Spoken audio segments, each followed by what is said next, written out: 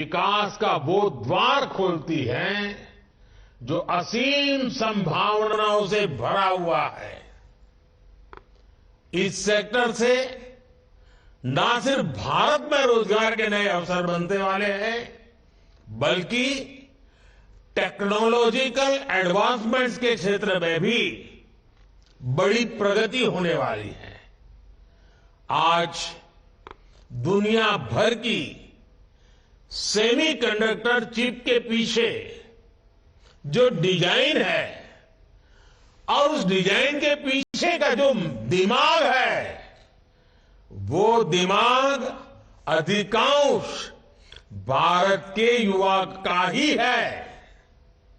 इसलिए आज जब भारत सेमीकंडक्टर मैन्युफैक्चरिंग के क्षेत्र में आगे बढ़ रहा है, तो हम टैलेंट इकोसिस्टम की इस साइकिल को एक प्रकार से कंप्लीट कर रहे हैं। आज अभी इस कार्यक्रम में हमारे साथ जुड़े हुए युवा ये जानते हैं कि कैसे आज देश में उनके लिए नई नई संभावनाएं बन रही हैं, नए अवसर बन रहे हैं। स्पेस का सेक्टर हो, मैपिंग का सेक्टर हो, भारत ने अपने युवाओं के लिए इन सेक्टर्स को पूरी तरह खोल दिया है। हमारी सरकार ने स्टार्टअप इकोसिस्टम को जो इंसेंटिव दिए हैं, जो प्रोत्साहन दिया है, वो अभूतपूर्व है। और इसी का कमाल है कि इतने कम वर्षों में भारत दुनिया का तीसरा सबसे बड़ा स्टार्टअप इकोसिस्टम बन गया है। अब आज के इस आयोजन के बाद सेमीकंडक्टर सेक्टर में भी हमारे स्टार्टअप के लिए नए मौके बनने जा रहे हैं। मुझे विश्वास है कि नई शुरुआत हमारी युवा पीढ़ी को एडवांस टेक्नोलॉजी जॉब से जुड़ने की नई अपॉर्चुनिटी देगी।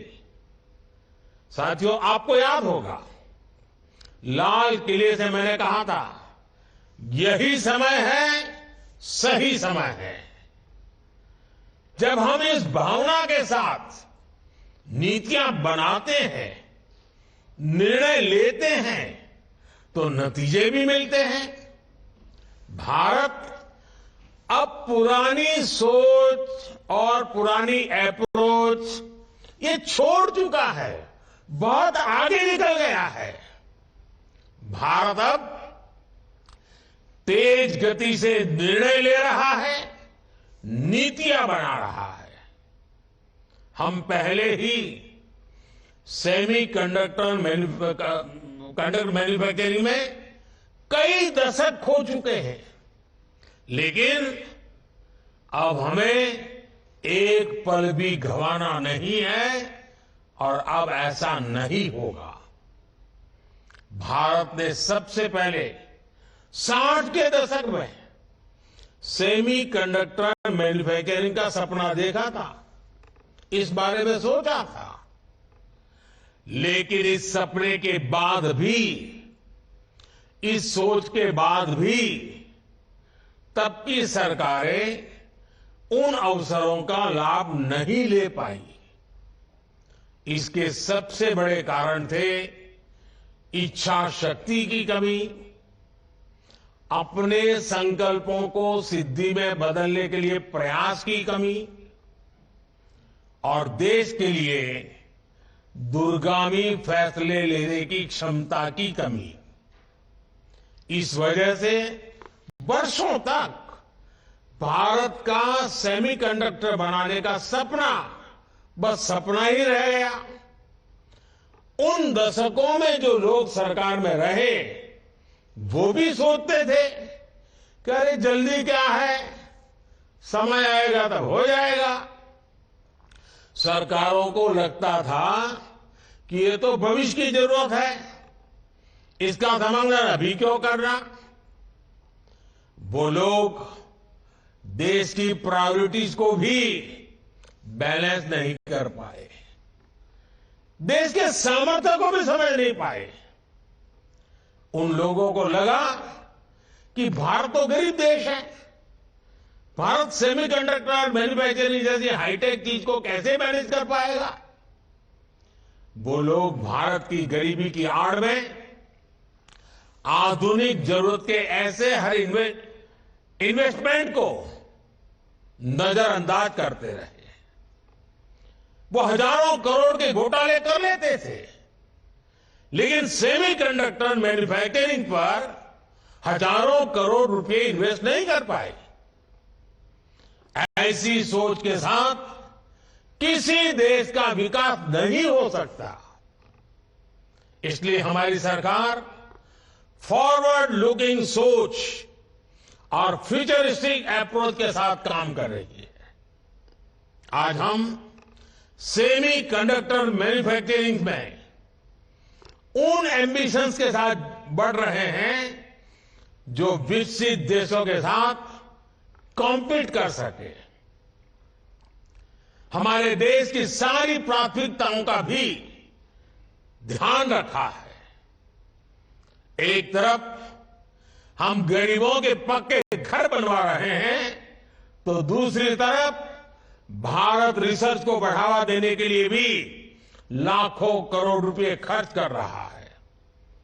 एक तरफ हम विश्व का सबसे बड़ा सैनिटेशन मूवमेंट चला रहे हैं, वहीं दूसरी ओर भारत में सेमीकंडक्टर मैन्युफैक्चरिंग पर भी आगे बढ़ रहा है।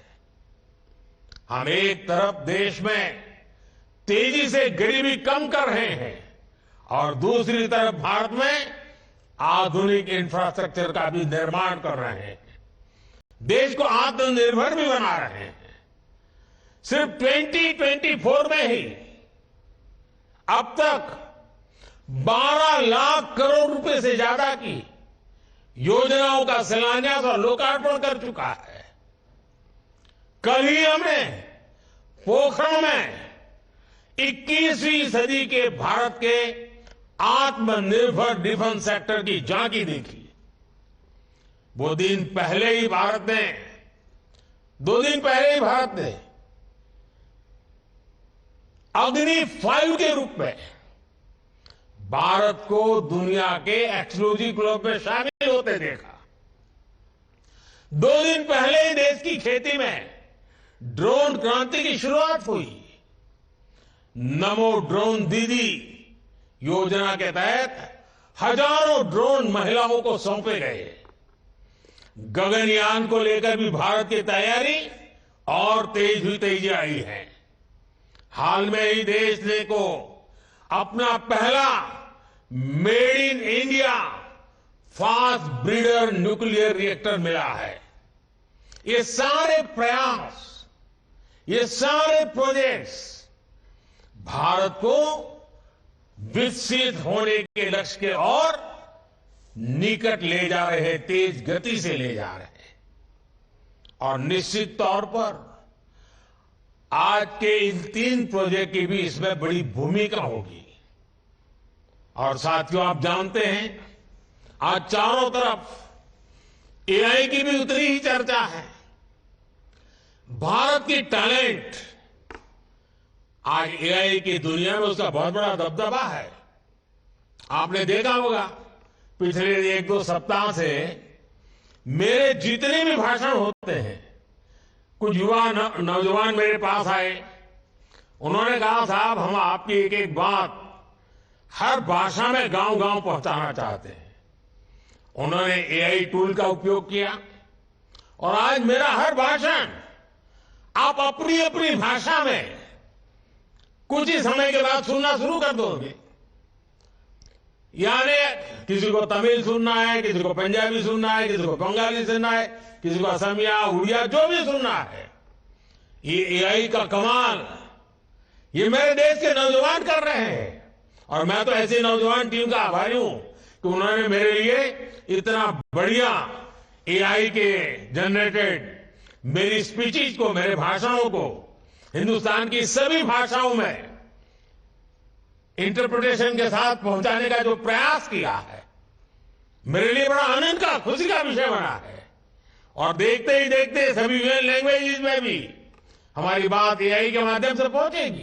कहने का तात्पर्य यह है कि भारत के नौजवानों का जो सामर्थ्य है, उनको अवसर चाहिए। और ये सेमीकंडक्टर का हमारा इनिशिएटिव देश के नौजवानों के लिए बहुत बड़ा अवसर लेकर आया है। साथियों, एक बार फिर मैं आप सभी को बहुत बहुत शुभकामनाएं देता हूं। और मैं हेमंता जी की इस बात से बहुत सहमत हूं कि नॉर्थ ईस्ट में कभी किसी ने सोचा नहीं था कि इतने बड़े इनिशिएटिव लिए जा सकते हैं। हमने ये तय किया है और मैं तो मानता हूं साउथ ईस्ट एशिया से के साथ हमारा जो जुड़ाव बढ़ रहा है, तो मेरा north east south east Asia के साथ जुड़ने का सबसे बड़ा ताकतवर क्षेत्र बनने वाला है। मैं साफ साफ इसको देख रहा हूं और मैं इसकी शुरुआत देख रहा हूं। तो मैं आसाम के लोगों को, नॉर्थ ईस्ट के लोगों को आज सबसे ज्यादा शुभकामनाएं देता हूं, सबसे ज्यादा बधाई देता हूं। साथियों, आप सब ऐसे ही भारत की प्रगति को एक नई शक्ति देने के लिए जुड़ते रहिए, आगे बढ़ते रहिए। मोदी की गारंटी आपके लिए है, आपके भविष्य के लिए है, आपको साथ देने के लिए है। बहुत बहुत धन्यवाद।